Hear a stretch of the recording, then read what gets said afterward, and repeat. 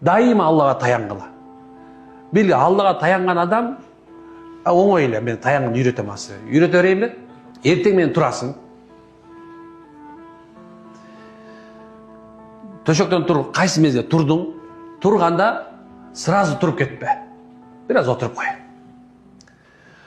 Анан өзүнүн дуасы бар. Альхамдулиллахиллади ахяна ба'да ма матана ва илейхи нушур деген дуа бар. О Алла, сен мени өлүмдүн сиңдиси болгон уйкудан тургуздуң. Сен тургуздуң. Сага шүгүр айтам. Аны кыскасы ушул. Кыргызча ушундай айтсаңар да болот. Же болсо альхамдулиллах деп тургула. Альхамдулиллах деген Алла мактоо болсун. Же болсо жашоодо шүгүр жуу бүгүн эртең менен башталсын. Бардың, дараттың, алдың, жуундың, тазаландың, анан жумушка тамагыңды ишип атасың, бисмилла. Чыгардын алда бисмиллахи таваккалту.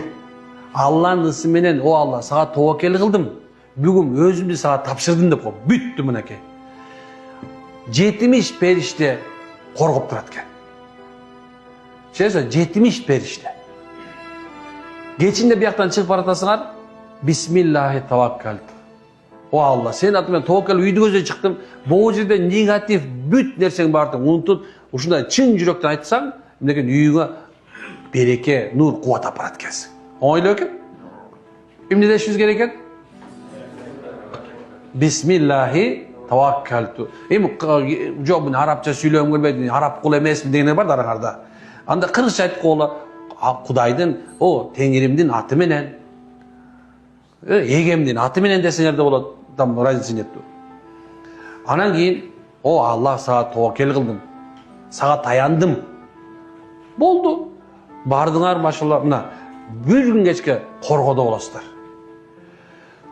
Эмне болгон болсо, болду. Боло элекпи? Мурдуңду канатпа.